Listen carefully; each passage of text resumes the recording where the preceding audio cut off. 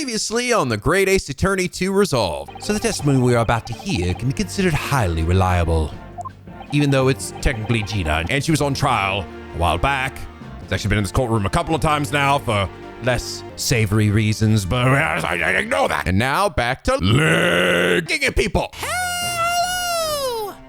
NicoB! Back with some more of the Great Ace Attorney 2 Resolve. We last left off, we completed the first part of the trial, and fuck me, dude. Was that a awesome way to start off this case? Wow. Wow, so cool. What an awesome moment that was when we were faced with the decision whether to condemn our client, basically, by saying, okay, fine, yes, he did do it, but that would keep his research safe, right? Or go against his wishes and instead try to save his life, but as a result, it would allow people to dig into his research. And goddamn, man, it was just it was a really beautifully set up quandary, right?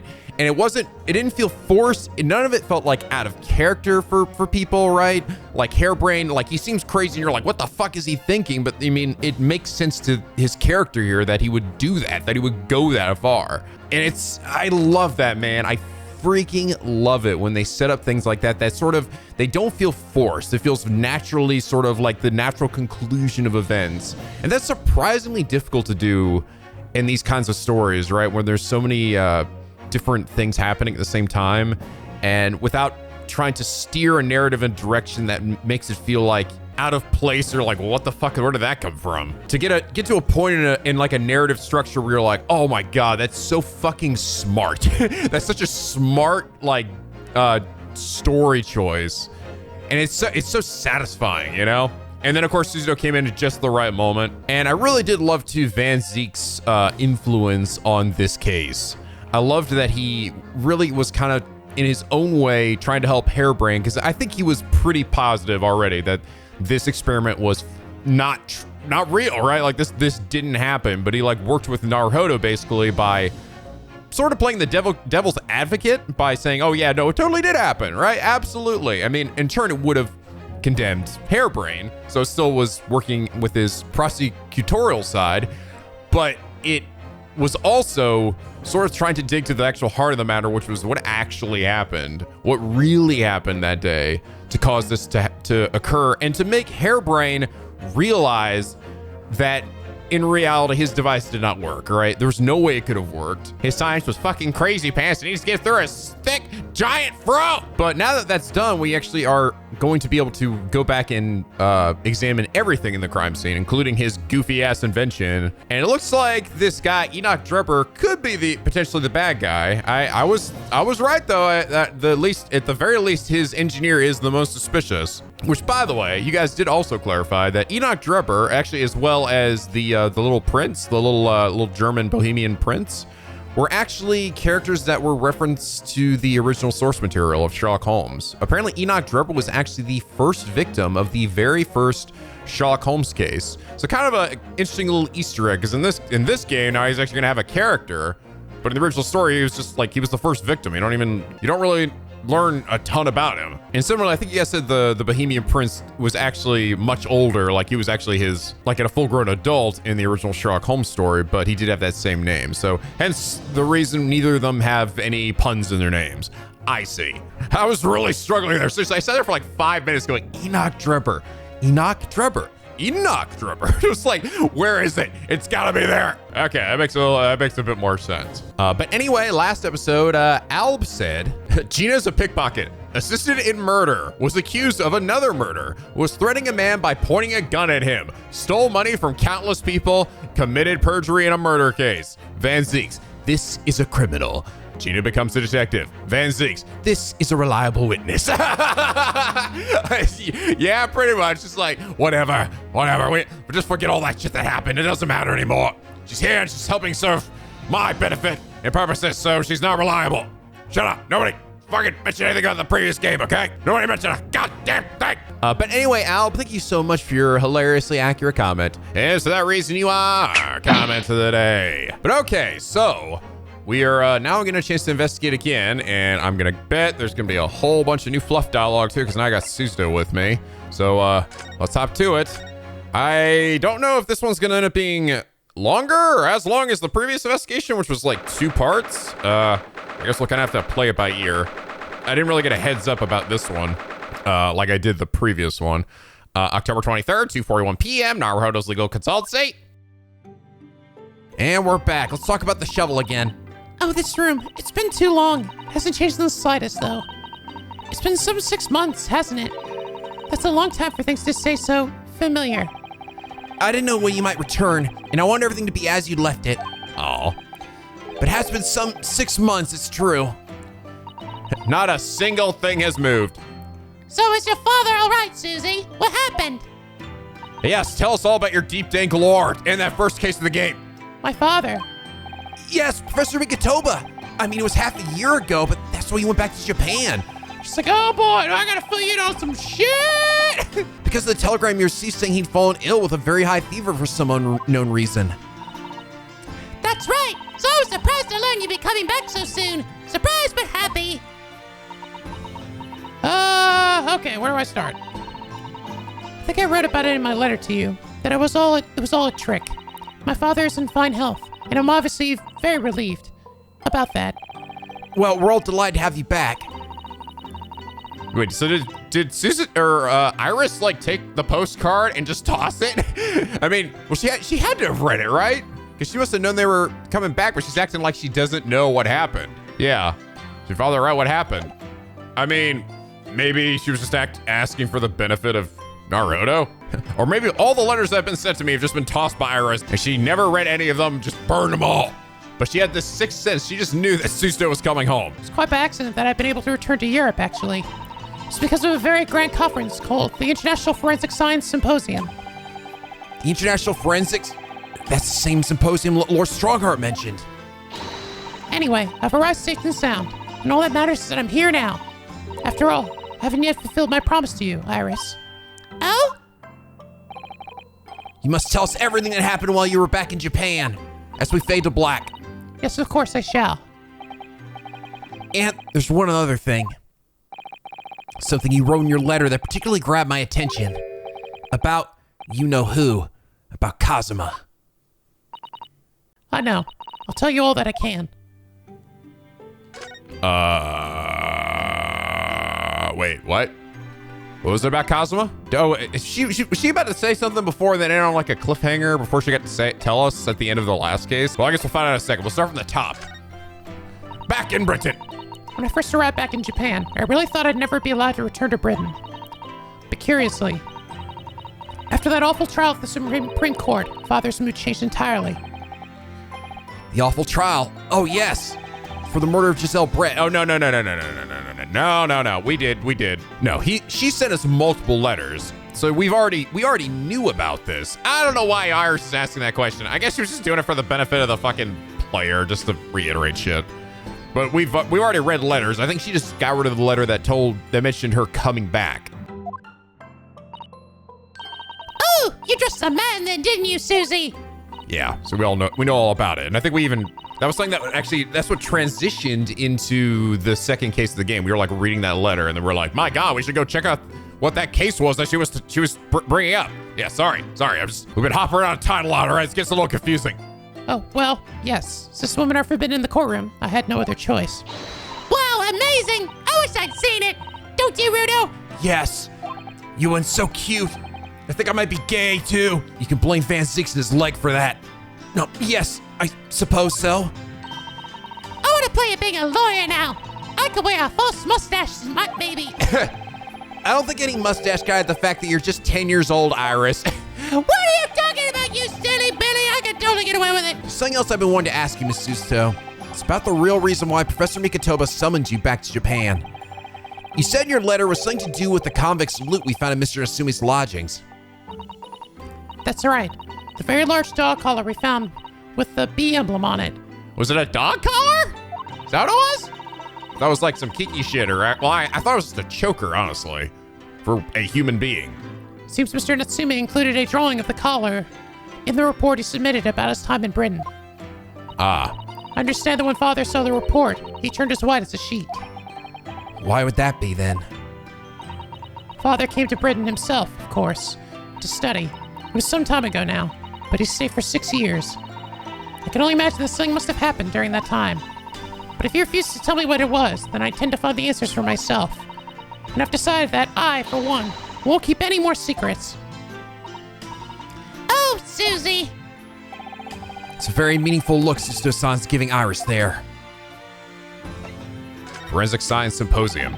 Lord Stronghart mentioned something about that symposium too. I think he said that investigative authorities from 40 different countries would attend. Yes, and from Japan, my father and Judge Jigoku have been invited. Really? Oh. So your dad's here. And so is Japanese judge? Japanese ancestor judge? It's something of an honor, I believe. Well, Professor Mikotoba's the leading expert in forensic medicine in our country, after all. But who's the other person you mentioned? A judge, did you say? You should remember. Come on, you remember? Tutorial case from the first game? Yes, His Excellency, Judge Seshiro Jigoku. You met him, Mr. Arahodo. We just never knew his name. And up to this point, we never knew he had a name. Last year in the Supreme Court. You can't possibly have forgotten. Oh, God, flashing back. Ah! That's back when all of my slams sounded like squeaky toys. That terrible trial of yours when you were accused of murder. Ah, yes, I try to think of that as a positive turning point in my life these days. Back when Asage was alive. Well, it was Judge Jigoku who presided over that trial. That's right, I'm gonna have some deep story importance as well, apparently. If I'm perfectly honest, I'd be happy never to see that man's face again in my life. Oh, well, anyway, he didn't get convicted. He didn't send you to jail. I know, but still, fuck him. His father was invited to the symposium and agreed to me returning to Britain, too. He won't actually arrive until next month, but, well, I couldn't wait. Oh, okay, it's not here yet. That's gonna play, it's probably gonna play into some later cases, all right? So I plead with him, and in the end, he agreed to me going on ahead. Yes, about the symposium. It seems as though Lord Stronghart has put an awful lot of work to make it happen. It's obviously very important. I believe it is, yes. As I understand it, Lord Stronghart organized the entire event himself. I think he's hoping that by achieving exceptional results, he'll get the job of Attorney General. The most senior position in the British justice system. He's hoping to use his power to create the world's finest policing institution. I'm sure he's totally not gonna end up being evil in some way. That's what Father said anyway. Apparently, it's Lord Strongheart's lifelong ambition. By the way, I remember a while back when I was editing, what the name of that character I was trying to think of in the last case of the first game. Damon Gant. That is who Lord Stronghart gives me big, very big Damon Gant vibes. A man in a position of power, right, who is very confident in himself and who you really don't want to piss off. Does Professor Mikotoba know Lord Stronghart personally, then, I wonder? Actually, Lord Stronghart gave me a long speech all about this very subject only yesterday.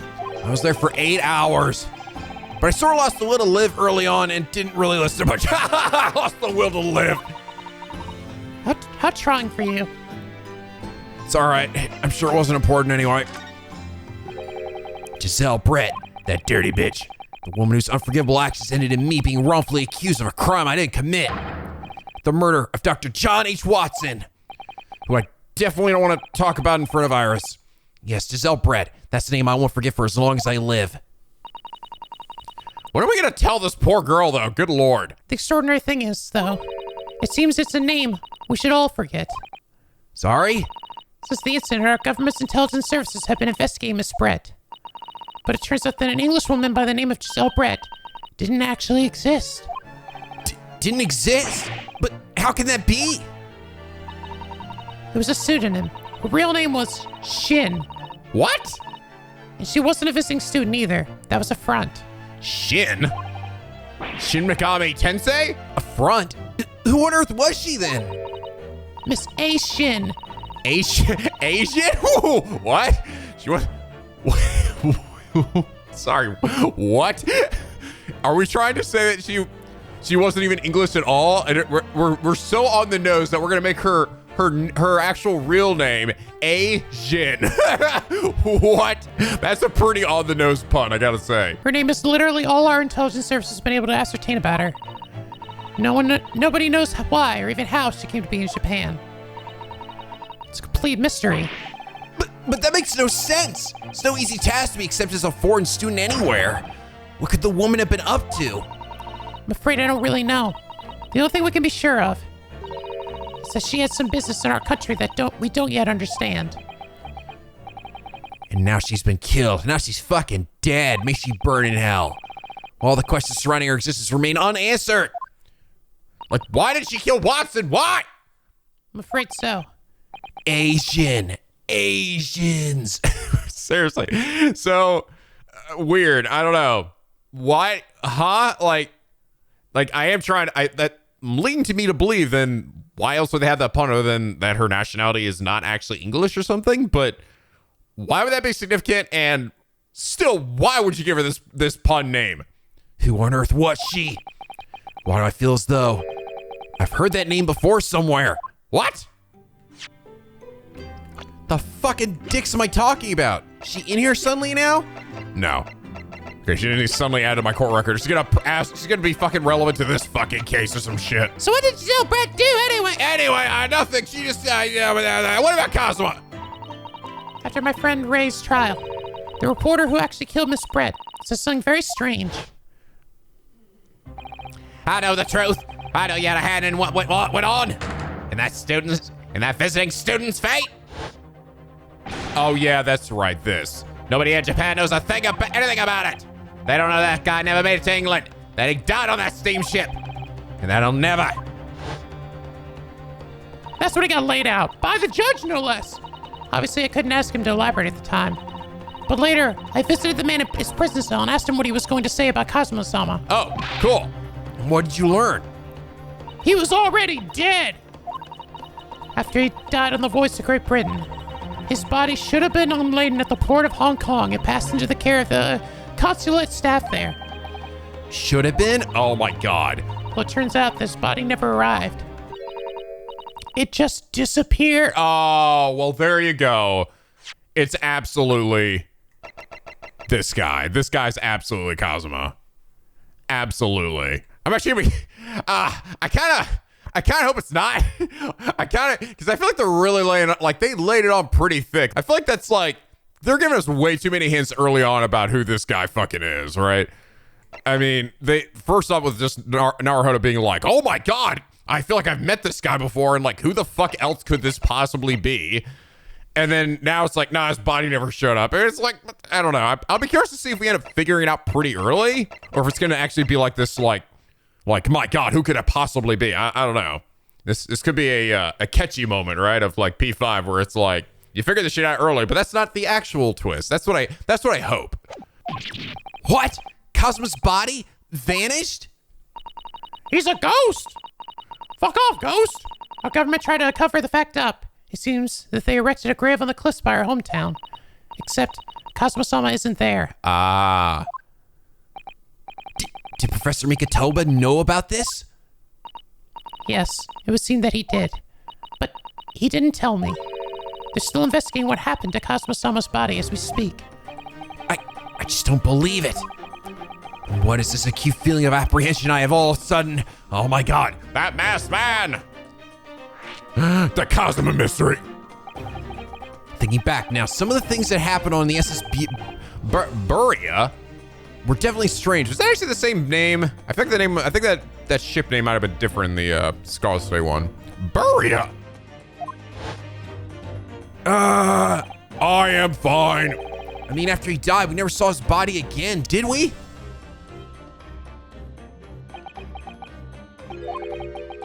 Could it be that he's actually still alive? Stop, Mr. Hodo! It's too much to bear. Shut your dumb demon face! I'm sorry. I didn't mean to. Just thinking about the possibility pains me. So very much. Well, okay. We're already talking about this. I feel like this is not like supposed to be that much of a stretch. I feel like they're expecting the player to figure this out. Though I probably shouldn't make assumptions, right? Just look back at DRV3, case 1, but still, come on. I mean, they're literally talking about the idea that he's not actually dead, or considering it, when they easily could have also just been like, oh man, who would have taken Kazuma's body and why? You know, they're like, well, maybe he just didn't die. Cast your mind back for a moment, Mr. Naruhodo. When KAZUMA-SAMA was discovered, Mr. Holmes was there, wasn't he? And he definitely examined the body. I remember it clearly. You're right. So if Kazuma hadn't actually been dead at all, it would mean that Mr. Holmes had lied to us. But there's no reason why you would possibly have done such a thing. I suppose that's true, yes. And even if he did, he probably wouldn't remember when we asked him. The idea that he might still be alive somewhere. It wants to fill me with hope, but I can't let it, because if it turned out to not be true, then I'd be back at the bottom of that awful pit of despair again. Aw. I'm terrified of what that might do to me. Oh, Miss Susato. I know she's given the idea the thought that it deserves. It's Susato-san we're talking about after all. So I probably shouldn't push it now. I should still talk to Holmes about it, though. Be like, hey, man, you didn't lie to me before, right? When you told me my best friend fucking ate shit. All right, Susato, let's do it. Thinking back, that spade's been here since we first moved in, hasn't it? I'm sure I've told you before, Mr. Arahodo, it's not a spade. It's a shovel. No, shovels are for digging. That's for scooping up loose material. It's a spade. I like her lean in here. No, spades are for digging. That's for scooping up loose material. It's a shovel. The Great Space Shovel War rages on. No new updates. We're just still at the same crossroads. You have water gently boiling on the stove, I see. Feels wrong somehow if I can't hear the water bubbling away. We have plenty of logs. It's not like we have to worry about paying for gas. It's important to open the window for fresh air when the fire's burning, though. You can't keep it closed just because it's cold outside. It could be a matter of life and death. Avoiding the freezing winter air is a matter of life and death too, if you ask me. Oh well, perhaps a nice cup of tea will warm me up later. Goddamn, I'm so sick of the fucking cold. Oh, hey, Iris, you're just standing over here. You city bitty? Must be about a year ago now. Oh, what a really long story based on some of my father's old notes. It was about this cool gun, so I made it, and I shot stuff. It's about one of Holmesy's greatest exploits. I called it the Hound of the Baskervilles. That's a classic. But then Mr. Holmes forbade you from publishing it. And put the manuscript somewhere nobody could get their hands on it. So nobody knows anything about it, apart from Holmesy and I. But for some reason, you knew the title of it, didn't you, Susie? Oh, right! Oh, it sounds so exciting. The Hound of the Baskervilles. I should love to read it. And you wouldn't tell me how you come to know it. Well, do you tell me now? Yes, but I made you a promise that I would explain one day, didn't I? Ah, thank you for clarifying that. I fucking forgot. Thank you, game. I think it's time. Oh! Oh, fuck, the time is coming, Savoy. I'm only sorry I've had to keep it from you for so long, Iris. Oh, fuck. Look at Iris's face. Oh, my doodle pants! The Hound of the Baskervilles. I don't remember how this story played out, though. I may have read it at one point. 'Cause that is a classic story, but I'm not sure. It was completely by accident that I came to know the title of your manuscript, Iris. It was a short while before we left Japan. I was cleaning Father's study, and I saw something on his writing desk. A large box of papers. There was a label affixed to the box that was written in English. It read, "The Hound of the Baskervilles." What? My Baskerville story! Of course, I had no idea what it was at the time. But Father came in, and Susato, what are you doing? he got big angry. Oh, Father. Did you look at those papers? No, I simply read the label, that's all. Well, put it out of your mind. Sorry? Forget that you ever saw it, and certainly don't tell anybody else about this. Do you understand? I'm gonna bet then, I mean, if it's actually a dog collar then, that is probably what the collar represents and it's a connection to this case that he's trying to hide. And I'm betting this manuscript, right, was probably something that was maybe being worked on by Watson as well.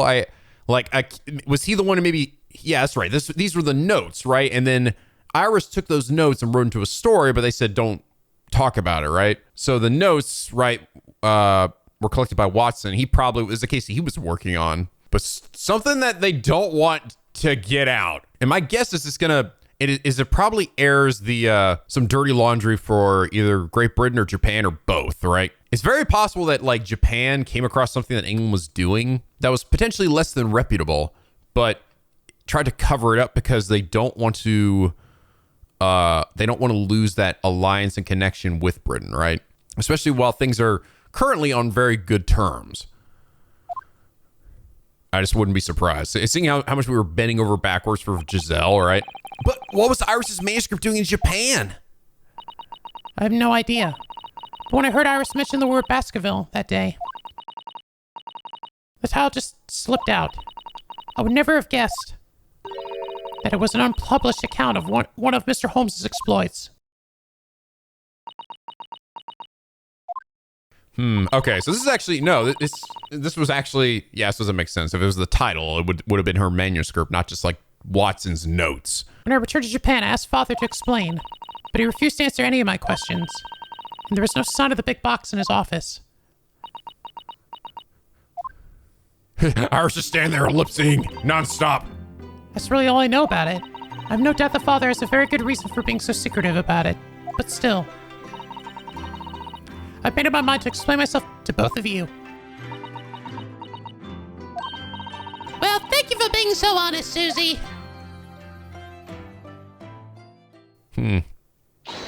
So, Mr. Naruhodo, I'm ready to start investigating if you are. I've committed every detail about the case to memory. And Iris has told me about the disturbing happenings at the Waxwork Museum as well. So, you're fully abreast of the situation already, Miss Suzuto. I expect nothing less, to be honest. I would think our first port of call should be to investigate this Mr. Drebber, the engineer responsible for building the elaborate machine that was used to effect this extraordinary trick. Yes, a conjurer of sorts by the sound of it, well known in the fields of science and magic. Then, we need to go and arrest him, and Suzuto toss his ass to the ground! Well, yes. He must know the truth behind this case, so I agree we really do need to find the man. Sounds like it's a case of tracking someone down. Which is a job for the police, or a great detective. I was just to guess who she might be thinking of. We don't have much time, so we need to get started straight away, I think.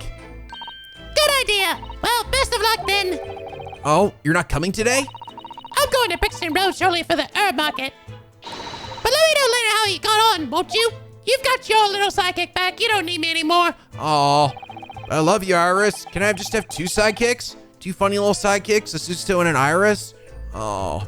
You're being very greedy, Naruhodo-san. I know, sorry. I just want everything. That was a little abrupt. The pull of the herb market must be strong. Strong. It's the stalks.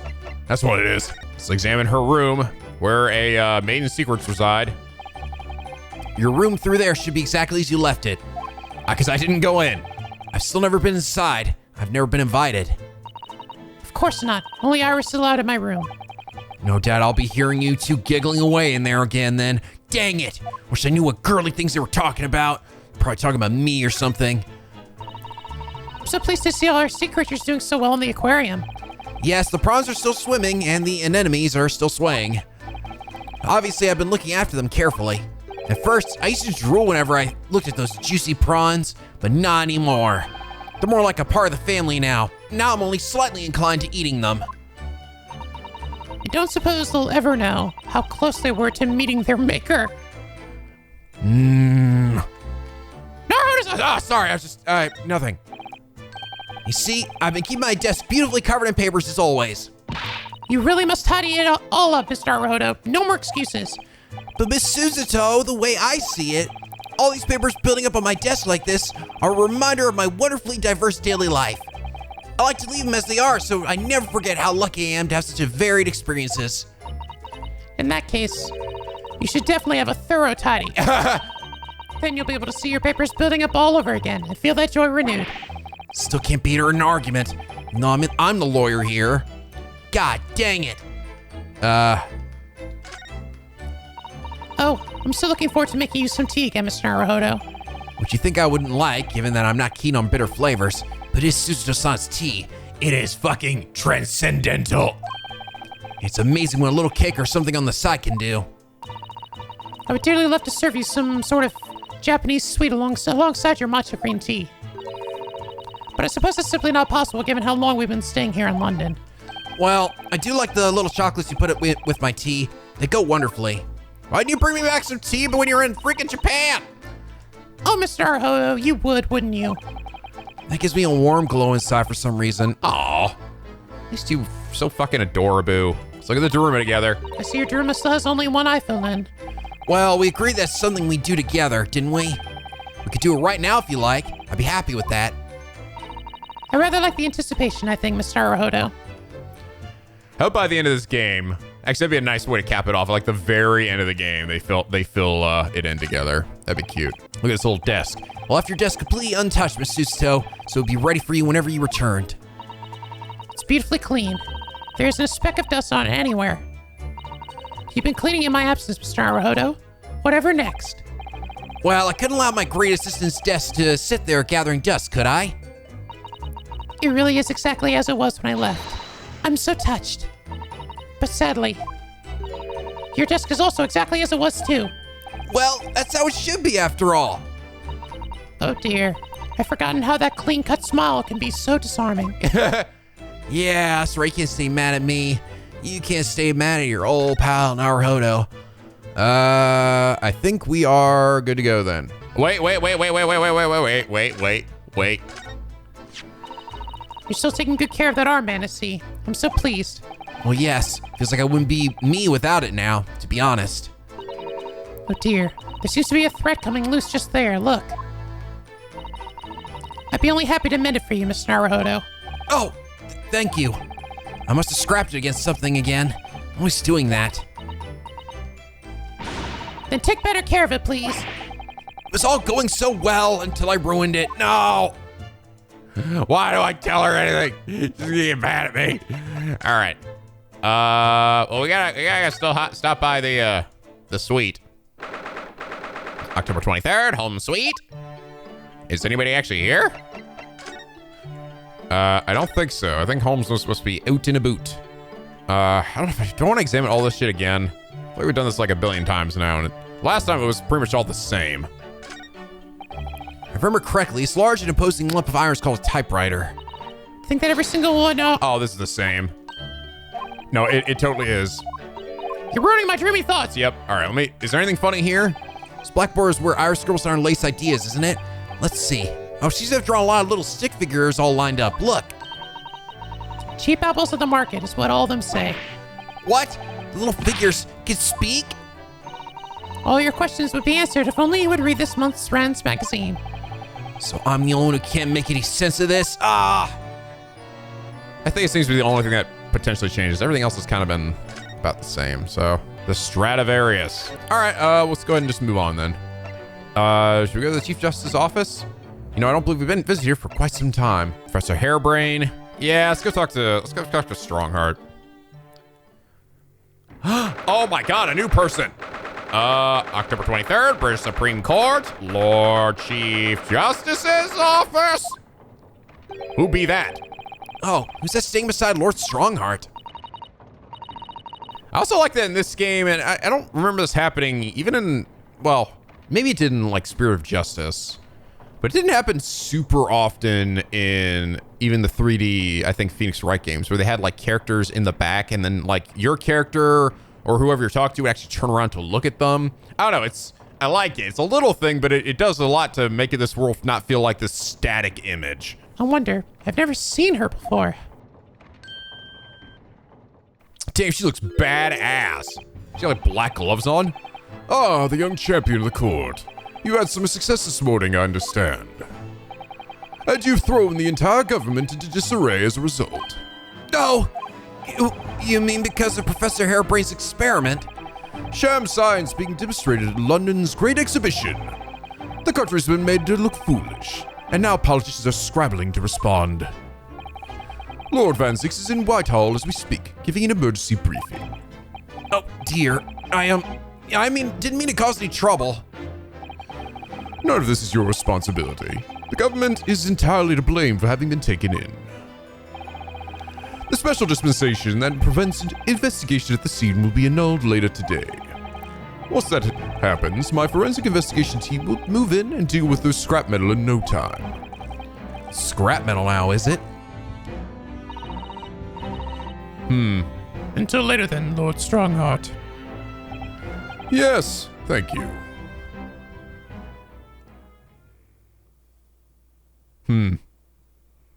Cool character. The character designs in this game, I feel like, are some of the best in the whole fucking series. Seriously, they're so fucking good. They either look really badass or like perfectly comical. Who was that? That was Dr. Courtney Scythe, Scotland Yard's esteemed chief coroner. Oh, she is okay. You guys actually did say to me that the coroner thing was not unusual. Like that actually has been brought up in some previous cases. I really didn't recognize it, but there, okay, see, I mentioned here. So she is a character that's going to play into something potentially. Interesting. She's leading the forensic investigation team's handling of this case. She was just delivering a report about the victim, in fact. Oh, I see. About Mr. Asman. Following the outcome of the trial earlier, I asked the coroner's office to reevaluate its findings. I don't have time to tell you about what she concluded. If you want to know, you'll have to ask her directly. You could find her in the forensics laboratory. Right. Now, what were you here to see me about? I can give you 7 minutes and 39 seconds of my time. So he's not running quite so spectacularly late anymore. I got caught up. Good for you. I wonder if I could show him this again. By the way, Lord Strongheart, about this. The symbol of a defense lawyer in Japanese judiciary. I think it's the same. Yep, same. I wanted to see if it changed or anything. The forensic investigation team. What exactly is the forensic investigation team that you mentioned before? The British Empire's police force must become the most exemplary in the world. For that to happen, it's imperative that we embrace forensic science and everything it has to offer. I first created the forensic investigation team a year ago now, unofficially of course, to pave the way. Goodness, a year ago? At next month's symposium, I intend to present the results of their work to the world. Once I do that, the House of Lords will be powerless to oppose the creation of a full-scale forensics division. And once that happens, the position of Attorney General will be mine, and criminals will suffer dearly. What do you mean? For too long, those scoundrels have made a mockery of our legal system with false evidence and bribes. But London's scum is about to be rounded up and burnt in the fires of hell. I intend to see to it personally, by creating the finest police force the world has ever known to protect our honor and our future. Look at those eyes. He means every word. Dr. Scythe is an extremely reliable coroner. When I officially establish the forensics division at the Scotland Yard, she will run it as my right-hand woman. Now then, speaking of the symposium, Miss Mikotoba. Oh, yes, my lord. Your father should be on the high seas as we speak, making his way here to represent the Empire of Japan. Yes, that's right. I understand he will arrive at the beginning of next month. Are you acquainted, Lord Strongheart? With Professor Mikotoba, I mean. It was many years ago now, but yes. I remember Dr. Mikotoba very well. Ooh. If my memory serves, it was some 15 years ago now that your father came to Britain as a visiting student. It was the year I was born. So yes, 16 years ago, in fact. Mikotoba was a young practitioner of forensic science, and Jigoku accompanied him as a young, promising judge. The punctiliousness and politeness of the Japanese at the time impressed us greatly. Not that I wish to imply politeness or carelessness on your part in any way. I didn't think that you were, though now I am. Dr. Mikotoba studied forensics at one of London's large hospitals. St. Sinners. Oh, that sounds inviting, if I'm not mistaken. Dr. Scythe was also there, as it happens. Then Dr. Scythe knows my father, does she? She was a young medical assistant at the time, so I doubt their paths crossed regularly. But I've no doubt they knew each other superficially. After all, Dr. Mikotoba was here studying his subject for some 6 years in total. 6 years? That's a long time to be studying abroad, isn't it? I lived with my grandmother those years. So he left his newly born daughter behind and went overseas for 6 whole years? Jesus. It was a rather turbulent time at home. Oh, Perhaps Father wanted a reason to get away. what do you mean? Why? Well, clearly something was going on at the time. Van Zeeks.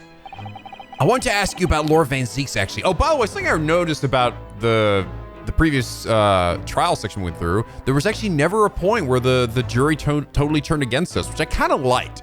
I like that they did that. It sort of breaks things up a bit, so it's not so like predictable, like, oh well, you know, we're now like 30 minutes in this trial. I've gone through like 2 testimonies. Time for the jury to turn against us, right? I thought it was good, you know? No need to, I mean, despite us having a new system here, we don't need to beat it into the fucking ground, right? Every single time.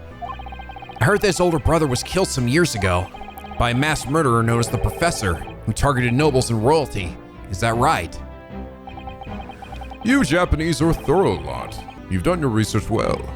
Yes. And you could say it was that very incident that gave rise to the Reaper. What? Why? When his brother, Clint Van Zeeks, was murdered, it was just after young Barack had graduated from the University of London and become a prosecutor. When obvious criminals who managed to evade conviction in court started disappearing. Rumors quickly spread throughout the capital. Londoners started to say that wherever Barack Van Zeeks went, the ghost of his dead brother wasn't far behind. Oh my word. Damn, it's Ghost.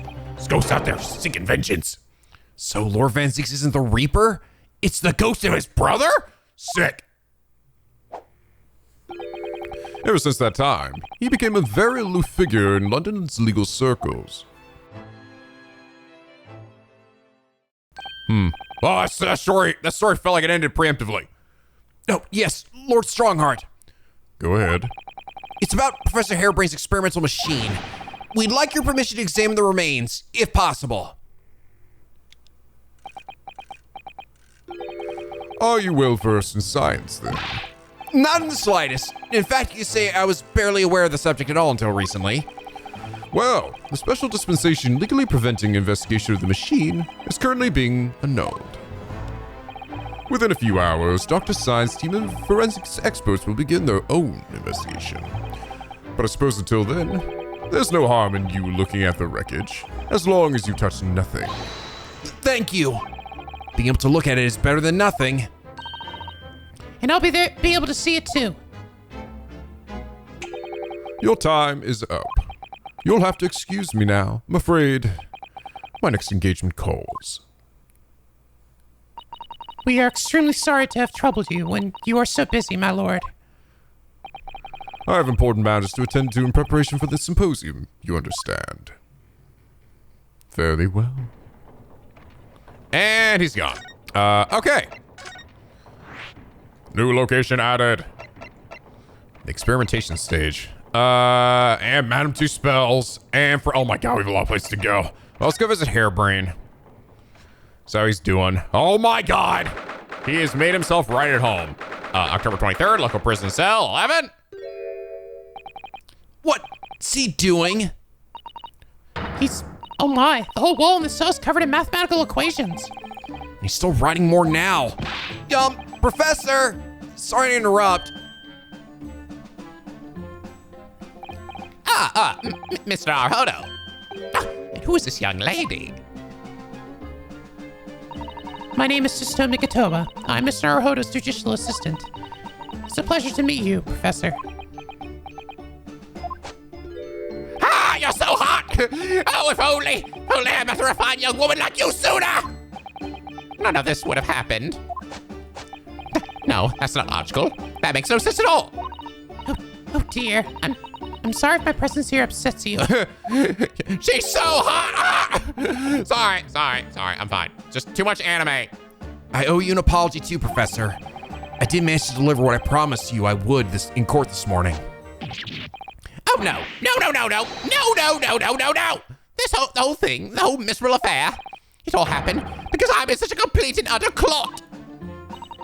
Professor Harebrain, what have you been working on in your cell?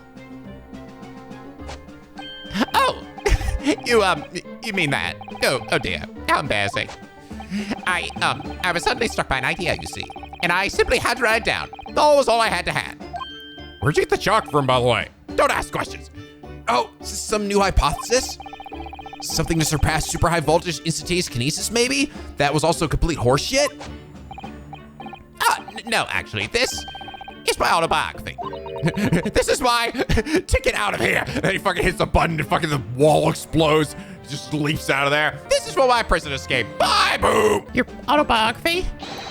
How I was diddled and fiddled by Albert Hilbrain. What? Diddled and fiddled? Oh, you definitely might want to consider changing that name. I found that I could represent my odd fortunes with only odd numbers and an ambitious set of simultaneous equations. Really? I'm going to have to pay back all the loans I took for the kinesis machine, you see. Oh, that's a new animation. So it's going to be a new special publication for next month. Part 1, an odd birth and odd upbringing. A little tiny booklet. Can't beat the man's optimism, that's for sure. Well, I see. Well, for now, would you mind if we talked a little more about the case? Oh, yes, of course. I'm looking through the numbers. I was diddled. I was fiddled by the pair of them. By Asmund, by that aloof engineer drummer. We're not going to have to sit through an explanation of all these equations, are we? Oh, God. Okay. This morning's trial. Everything I believed in has been turned on its head. It's been turned upside doodly. My research, Mr. Asmund, the kinesis machine, my hypothesis even. Sorry it's come to this. There was really no other way. No, it's not your fault. I wanted to protect my work. But in the end, there was nothing worth protecting. It was never my intention to deceive anyone. I didn't want to trick the public. No, of course you didn't. Of course you didn't. But in court this morning, I realized something. Oh? If you've done something wrong without knowing it, you've still done something wrong! Logically, it makes no difference if you are aware of it or not. Ignorance is a poor excuse. The blame still lies with me. Oh, Professor. He believed in me this morning, you know. Brock did. He believed in my hypothesis. Well, I think that was just a necessary factor in the prosecution establishing its case. No, Brock wouldn't do something like that. I'm sure he genuinely believed it. Did he? I think I understand now. Why it was that he decided to take all the prosecution in my trial, I mean. Please elaborate. Fancy motive. After the terrible accident happened, nobody would believe in my hypothesis anymore. Not the police, not the prosecution service, not any lawyers even. I feel like I dealt some kind of finishing blow there. So if any other prosecutor had taken the case, if it was anyone other than Brock, I'm sure the prosecution would have declared my hypothesis complete and utter nonsense. And in that case, you would have been declared a fraud yourself, Professor. Exactly, which would have been a fate worse than death for me. But Brock insisted that I was a proper man of science from start to finish. You think that's why he... I know him very well indeed. He's an extremely kind-hearted soul. But that extremely kind-hearted soul spent all morning trying to paint you as a murderer, didn't he?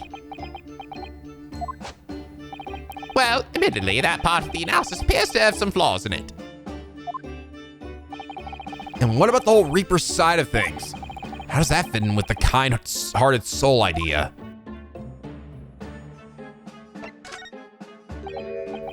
Do you think he set out to trick me from the very start? I'm sorry to say, that does seem likely, yes. That piece of shit! When I first met him, he introduced himself as a wealthy financier. He looked over the paper I'd written and said my work would benefit all of humanity and must be pursued. He was so enthused. He was so emphatic.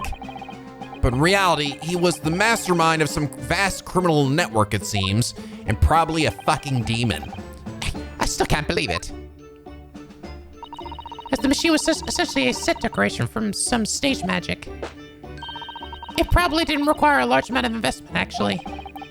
But the scale of it, it wasn't just some small trick. It was a very elaborate feat of deception. We're gonna open that thing up. There's literally not gonna be like any parts inside. It's literally made of paper mache. All young scientists are full of hope about their bursting ideas, full of zeal. But none of us have any money. We want to do research, but we can't afford it. Many of us take on barely legal part-time work to try to earn just a few measly pennies to carry on. To go through all that, only be taken for a complete fool. It's too rotten to believe. It is, I agree. And that's why we have to find those responsible and bring them to justice. Mr. Asman is no more, of course, which leaves only the engineer. Mr. Enoch Drebber. So I suppose he could have maybe had a deal planned out with him, right? They were gonna take like 50-50, but then Enoch goes and kills Odie Asman, so he'd be the only one to get it. But the problem is, like, I don't know, like, how would they have gotten that grant money? And the thing is, I also have to ask too, is would this really have worked? Like, could they really have gotten the grant money without them fully investigating his science and his machine, right? Like, even if it looked like it had worked, they still have to look into the machine, right? And piece together, like, I guess they just would have assumed, oh, it's beyond our comprehension. Yeah, that's probably it. Like, this is too much, whatever. We're gonna give him the money, and now they're good to do whatever, right? We're gonna trust in them that they're gonna do some cool shit for us because they've proved that this thing works. Yeah. Is he an engineer or a magician or a swindler? It was about a year ago when Mr. Asman first brought Drebber to me at my laboratory. Since then, I've met him many times to discuss details about the kinesis machine. But at no point did you have any inkling that it was just an illusionist. Oh, he definitely wasn't just an illusionist. What do you mean?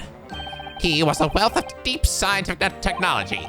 There was no question that the man's a genuine scientist. It's instantly apparent in conversation. I see. Okay. But the wretched man deceived you, Professor. It's unforgivable. We must do everything we can to find and bring him to justice. Are there no more clues you can give us as to his whereabouts? I'm sorry. We only ever discussed the kinesis machine. Nothing else. Although, just once. I did visit his workshop. What workshop? Drebber's enormous fabrication laboratory. We constructed my great machine. Look at Susan's face. Where is it? Why didn't you mention this before? Enoch Drebber's workshop? There's every chance we might find the man there. Where be that? Give us the directions. Give us the Google address. So you've been to Drebber's place of work then? Yes, just once, you understand. It was an enormous place. Plenty of room to construct the kinesis machine, you see. Where can we find it? We have to go there once. There's a good chance we'll find Drebber there. Well, yes, definitely. I'm sure. As in, I'm sure you're not going to want to hear this. But I have absolutely no idea where the workshop is at all. I'm so sorry! I was more than half expecting that. You see, I was blindfolded in the carriage the entire way there. Blindfolded you? I wasn't taking any chances then. Yeah. The place was incredible. The pinnacle of modern engineering. It's that big. How the hell did he hide it? Is it a bunker somewhere? Even the oil he used was the very best. A special French machine oil that's impossible to obtain in Britain. Ah, the indescribable scent of that imported oil. Perfumers across the world should forget their secret formula and use that instead. What do you think, Mrs. Toe? Oil de machine for your birthday? I've never used any kind of perfume, Mr. Naruhodo. You know, I already smelled amazing with my natural lady scent. I didn't until you said that, but I'm gonna take your word for it. I'm not sure I'd like to start with that. I don't suppose you know even part of the workshop's address, Professor. You don't have a business card for Mr. Drebber, for example. The man was clearly very cautious, Mrs. Toe. I'm sure he wouldn't. Oh my God, of course I do. Right here between my butt cheeks. Yes, I do. He gave me this business card once. It's right here, look. Where the hell have you been holding that? How did that not get seized by the fucking police? Let me see that. Karate pose. Throw etiquette to the wind, why don't you? Enoch Drebber, engineer. I'm afraid that's all it says. There's no address. No. Oh well. Can't say I'm surprised. Still, this could be useful. Mr. Enoch Drebber's business card, though, it only shows only the man's name. There is no address. Well, let's have a look-see at it. can't find anything out of place. Oh. Ooh, there's something. This dark smudge here. I think perhaps it's machine oil. Yes, possibly. Professor Harebrant mentioned something about the oil Mr. Drebber uses, didn't he? He said it was specially imported, very high quality oil that's impossible to obtain in Britain. Yes, that's right. But more importantly, that it's more fragrant than the finest perfume. So, excuse me a moment. Oh, it doesn't appear to have any scent at all. Don't worry, I expect this just because there's such a tiny amount on here. Smeared machine oil on the reverse. Okay. I should go back and re-examine all my shit now that Susto's here. Okay, well that says a check mark next to it, so I'm assuming that means it's still good. Okay, I'm not actually seeing anything. All right, well, let's go ahead and have a look at the experimentation stage then. Once again, October 23rd, the Great Exhibition grounds, foot of the Crystal Tower. Oh my God, it's Gina and a little doggy! Is that a little Scotty dog? I had no idea there were so many people in the world. Doggo! I know what you mean. It's really packed here today. Get out of the way, Susan. I don't look at Doggo. It's as though it's taken us 2 hours just to make our way through the crowd to this point. Has it? I shut my brain down, so I didn't really notice, to be honest. Gosh, I do wish I had your absence of mind sometimes, Mr. Aruhodo. There you are. I had a feeling you'll always show... Actually, no, I think... There you are. I have a feeling you'll always show your mucks for long. Yep. Well, I was like, nah, not cocky enough to be, Gina. Oh, Inspector Gregson. I see you're hard at work as usual. Well, greetings to you. I do hope you have been keeping well since we last met. Oh, that's nice. What's with all the ceremony? We just saw each other in court this morning. Not you, sunshine. A gentlewoman so loyally at your side. Oh! Why, thank you, Inspector. How good of you to notice. Might be a bit rough around the edges. He's still a proper English gentleman at heart, I suppose. As you probably guessed, we were hoping to investigate the scene some more. Right. Well, ask the young trainees to me. Oi! Get over here, Gina! So play with that damn mutt! She seems to be busy playing with a puppy. Probably giving a traditional East End training. Gina? She's a police officer now? All right, I guess I didn't fill you in on that part. Amazing, isn't it? She's a good kid, actually. Also in the right place, anyway. She's got the detection bug, if you ask me. Yep, I think she'll follow in my footsteps nicely. What do you mean? I'm being transferred. It's time for me to say toodaloo to London. What? No, really? That's a bit sudden, isn't it? I had no idea. Where are you going to be posted then? We'll come to see how you're getting along. Ha! Not likely. You're welcome to try. If you don't mind a trip to France, that is. To France? I'll be working in the Paris Police Prefecture. Should be right up my alley. But France? It's an entirely different country. I don't understand. Why would you be sent there? That's the way the adult world works, sunshine. Now don't go poking your nose in where it's not wanted.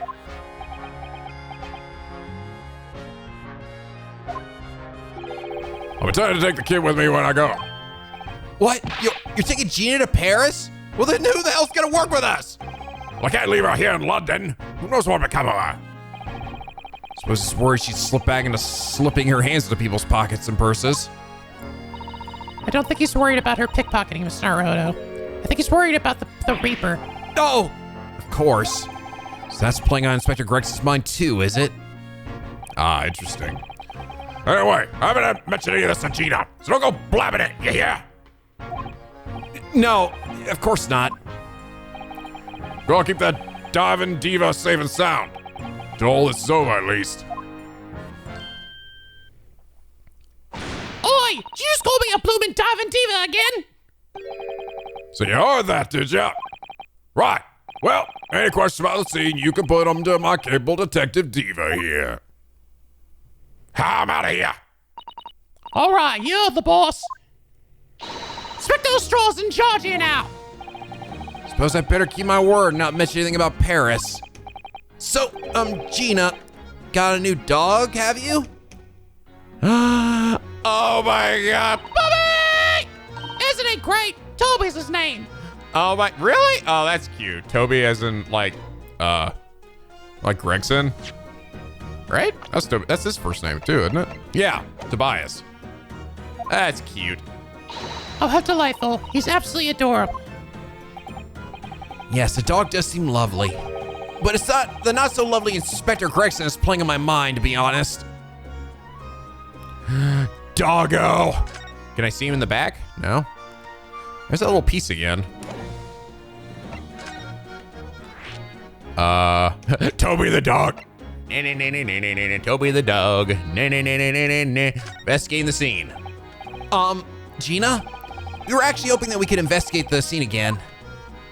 Yeah, all right. If it's around here, you can do what you like. Oh, that's all right, is it? I'm gonna be playing with my new friend here. Ah, yes, Toby. Woof! Good doggo. The machine that exploded must be at the top of those stairs, I presume. I haven't actually seen it yet, so if you don't mind. Sorry, you can't go up there, Suze. Oh? It's like I told Otto yesterday. Even I ain't allowed near that wreck. What's it called again? The reason we ain't supposed to touch it? The special Dispensation for Scientific Equipment Act? Is that what you were thinking of? That's the one. That's why only the Lord are allowed to investigate it. What are they called again?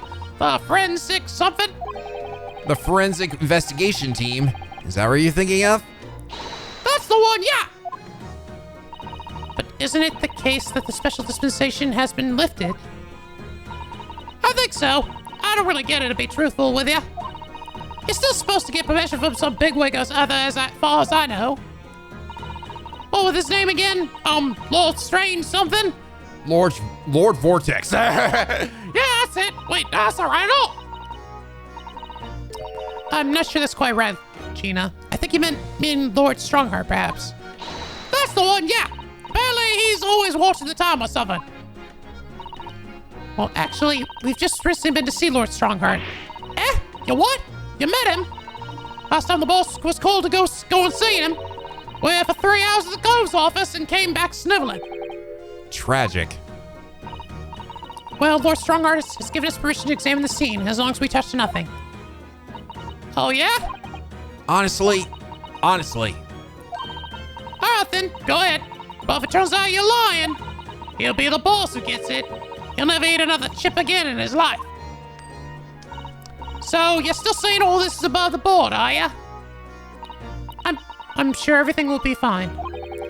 That really would be tragic. Damn, I feel bad. And then he would hate me forever. All right, then. Thumbs the stairs. Off you go. Oh, thank you, Gina.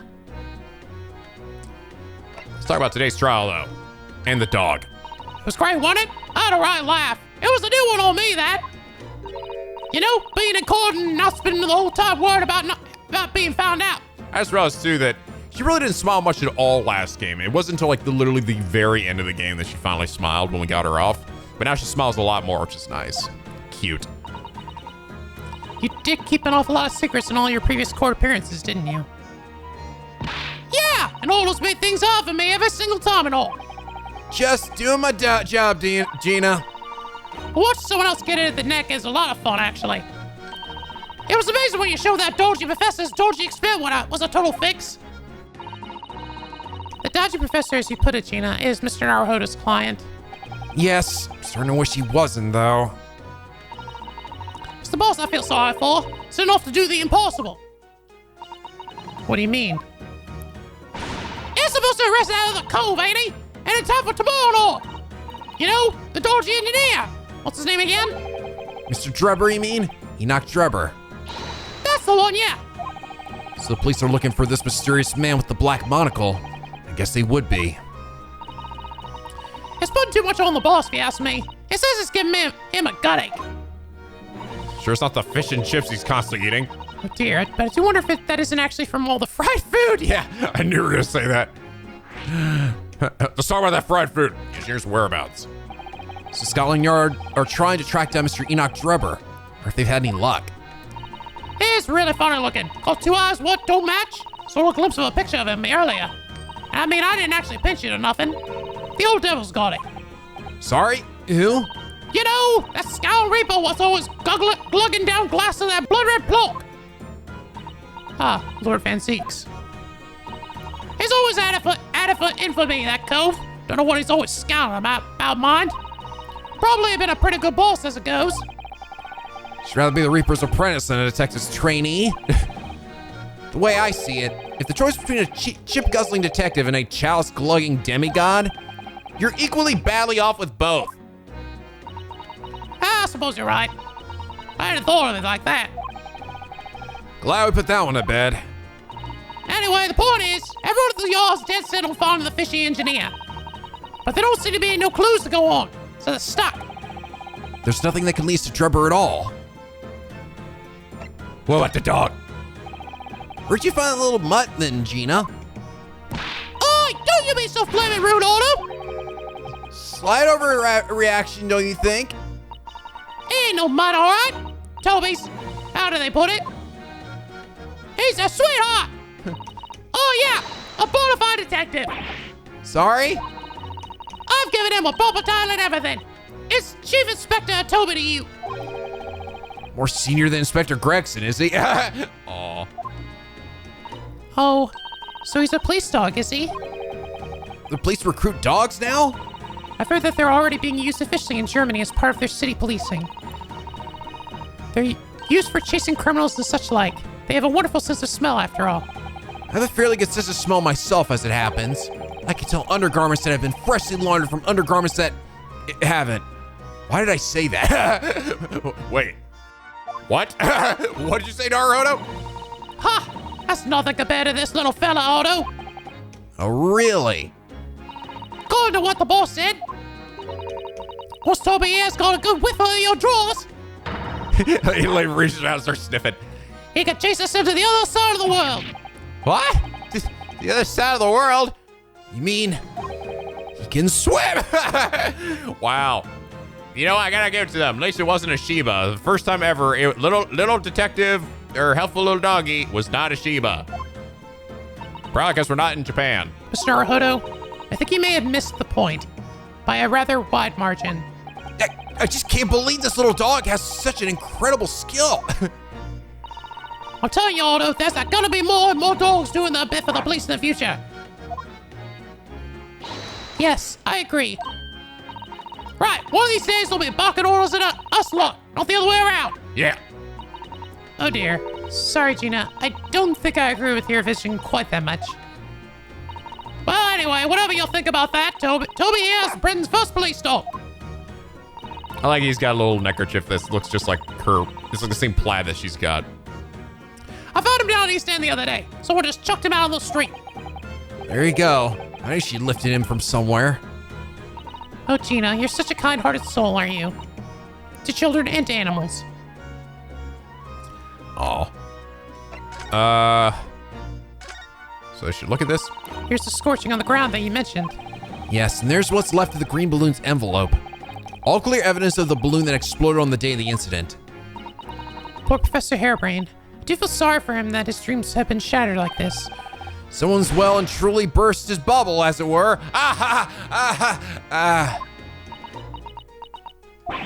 Ouch. I'm a bad person. Okay, I imagine all this just is the same. So let's go ahead and head up. Oh, actually, I think I gotta examine this. So let's leave the experimentation stage. Let's go see what we can find out. And away we go. Thing's still sparking. October 23rd, the Great Exhibition Grounds, Experimentation Stage. Oh my, so this is the machine that was used to deceive people into thinking instantaneous kinesis had taken place. Yes, that's right. Or rather, it was the machine. It's a little worse for wear at the moment. What extraordinary lengths Professor Hairbrain went into in order to obtain the research grant. No. The professor was tricked as well. He didn't know anything about it. Yes, of course. It is amazing, though, isn't it? The scale of the whole affair is so very British. You're right about that. You never see such a grand deception in Japan, that's for sure. Oh, look, is that? Van Zeeks, And his legs, I can actually see all of his legs. Full body Van Zeeks. Oh shit. It's even better than frontward facing Lord Van Zeeks. Or Van Zeeks. So, I think we're more or less done here, aren't we? Shall we, Mr. Snow? Already? He is the Reaper, remember? We do well to keep our distance, I think. We had permission to be here from the top. Besides, come on, didn't you go to his office earlier and talk to him straight, like face to face? Yeah, but I had Iris with me, so I felt safe. We're perfectly well allowed to investigate this machine, as long as we don't touch anything. From the top? Do you mean Lord Strongheart? Exactly. So we can stay here and stare at this wreckage for as long as we like. She could have been at the center of the explosion here, and it wouldn't have bent her steel will. Better believe I'm talking to this guy, though. At least approachable man in the world winner, 10 years in a row. Be strong, Mr. Arahodo. Your country and your assistants stand firm behind you. Lord Van Zeeks?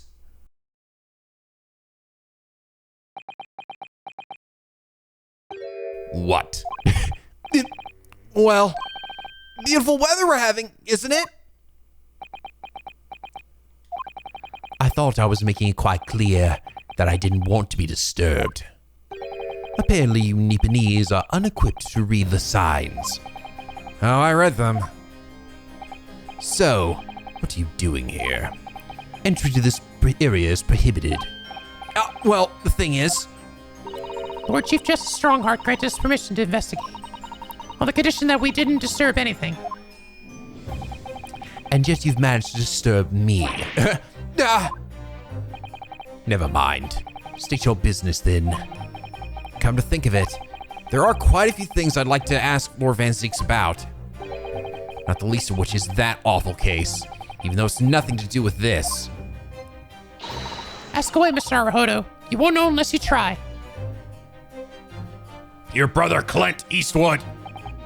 So, Clint was the name of your older brother, I understand, Lord Van Zeeks. You Nipponese. I always have to be on guard whenever you're around. So, you've been investigating me, have you? Oh, no, it's not like that. Well, all right, it is a bit like that. My older brother was also a prosecutor. He was the pride of the Van Zeeks family. But tragically, a vicious killer took him away from us. The professor, you mean?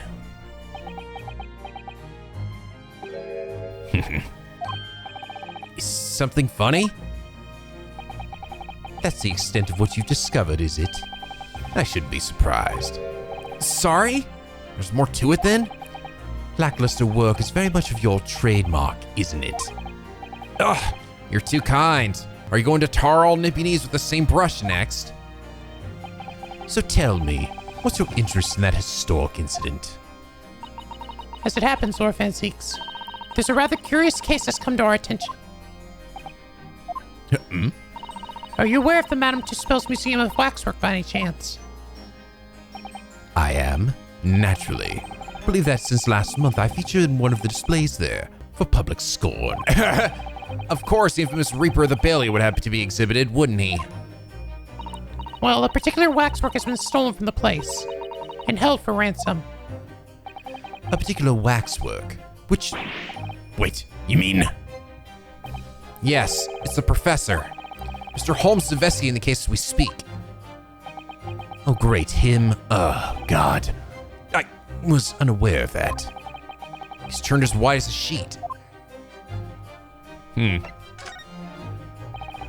Are the police trying to locate the engineer, Mr. Drupper, already? Surely that goes without saying. We're very keen to see him found as well. The trouble is, we don't have much to go on aside from the description of the man we heard in court earlier. Which, according to Professor Hairbrain, was of a tall, thin gentleman who has straight white hair and wears a black monocle. So, I was just wondering, I mean, I realize it's probably not possible, but, We very much appreciate any more clues you can give us. Wow, Sisto-san really knows how to take the bull by the horns. Or the leg by the horns. Or the horns by the leg, I don't know, whatever. Fine, why not? I have a photograph of the man here from an investigation 10 years ago. So he has a monocle, huh? This guy, he didn't have a monocle. He actually he had glasses. Though it appears he already had that black monocle at the time.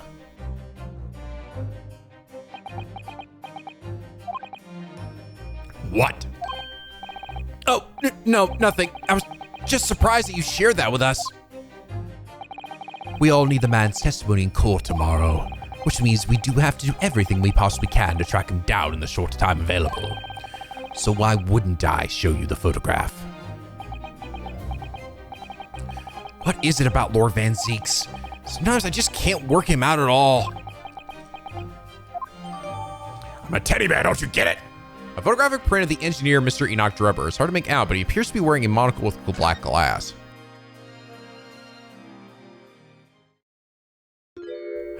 Oh my god, mystery man! Ah, the file I requested for the trial tomorrow. Thank you. Does he still know it's him too? Are you all right? Who is this man, Miss Naruhodo? Lord Van Zeek's apprentice, apparently. So I'm not the only one. Sister-san can see it too. Lord Van Zeeks, may we speak with your apprentice for a moment? With him? Why?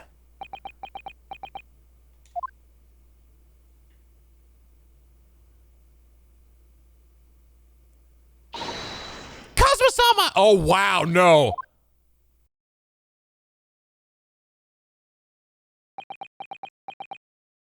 No, we are getting... Kazuma? I don't believe it. Your posture, your presence. It can only be.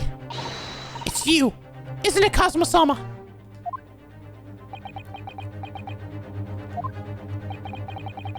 I felt something strange the very first time I encountered this cloak figure. No, we're getting this shit out of the way early. Okay, cool. Cool, I'm actually glad. As if I knew him somehow. Can it really be you, Kazuma? Wait! Too late.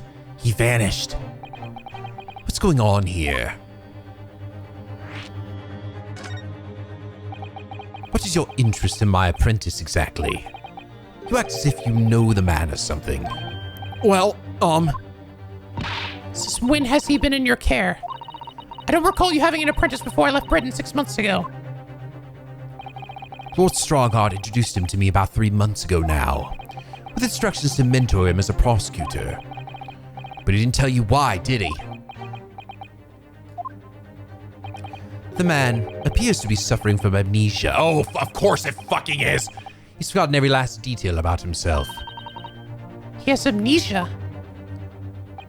Tomorrow he will appear in court at my side.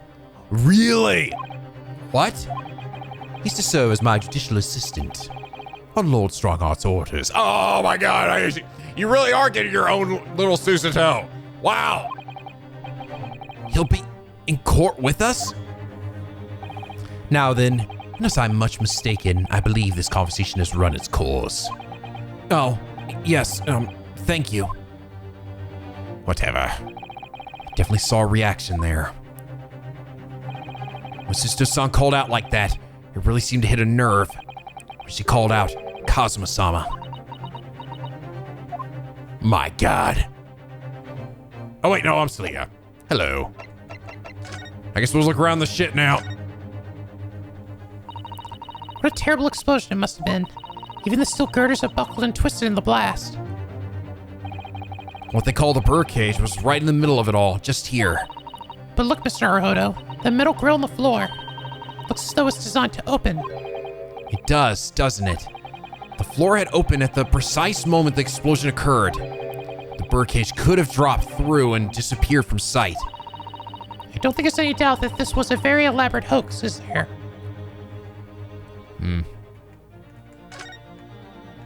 About this big thing. Look at that horn-shaped transmitting device. It's amazing, isn't it? That's exactly what I thought when I first saw it. Makes you think, doesn't it? If only it had just been a normal horn, none of this would have happened. That's almost exactly what I thought as well. But I can predict what you're going to say next in that case. You're about to say nothing ever goes to plan, aren't you? Oh no, I would never say something like that. Oh. Come on, I humored you. Humor me, damn it. This wasn't here yesterday. Really? But if I'm not mistaken, it's the cage in which the victim was standing before he was apparently beamed through the air. That's right, the bird cage. According to what Professor Hairbrain said in court, it's made of wood. Or more precisely, Japanese cypress, I think. Despite having been in an explosion and then falling from a great height, it's relatively unharmed. What wonderfully durable construction, wouldn't you say, Mr. Naruhodo? I understood that the forensic investigation team had taken it away yesterday to examine it. I suppose they must have brought it back here when they'd finished their work. But sadly, not with the body inside it. No, that's right. I know we were given strict instructions not to touch anything, but still, this is too important a piece of evidence to overlook. We might need it for the trial. Wooden bird cage. It was used for Professor Hairbrain's experiment. This cage was with the victim inside crashed down to the crystal tower. Oh, I think that was it. You'd already met that masked man, hadn't you, Mr. Naruhodo? Yes, yesterday, in fact, at Lord Van Zeek's office. I see. And if KAZUMA-SAMA really is still alive, it means that Mr. Holmes lied to us. I know. We're going to need to speak to him about that. You're going to have to leave now. The forensic investigation team are due to arrive shortly. If they find you here, it will cause problems. What sort of problems? Foreign affair problems. Well, we could do without that. All right, we'll be on our way. Let's go, Miss Susto. Of course. Bye, Van Zeeks. Shut up! Talk to me! All right. Oh, hey. Investigate scene. Gina, we were actually hoping that we could investigate this scene again. Oh. Yeah, all right. It's around here. You can do what you like. Oh, that's all right, is it? Wait. Is it any different? Let me play with my new friend here. Ah, yes, Toby. Apparently, you can look around the stage now because we can't look around the stage now because the forensic investigation team are at work. Can't you do anything, Gina? In your capacity as Inspector Lestrade? Look, I'd like to help you out. But I'm just a trainee, ain't I? Ain't nothing I can do. When it suits you, yes. Okay, that was just that. All right, guys. I think I'm probably gonna end things here for now because we already have like what? We gotta go to the Madame 2 Spells and the Forensic Laboratory. So I think we still got a fair amount left. And we're already pretty far into this. So yeah, I think we'll end it here for now, guys. But ooh, it's just getting good. I'm glad. I'm so glad it wasn't like trying to be this big twist. It was clearly setting us up and to figure it out early. And that Susto almost immediately figured it out. It's super cool. Anyway, guys, I hope you all enjoyed this episode. If you did, please leave a like and a favorite and subscribe if you're not already become Piggy Penguin aboard this LP, where the days are always sunny and the vids are always funny. And as always, guys, till next time, stay classy.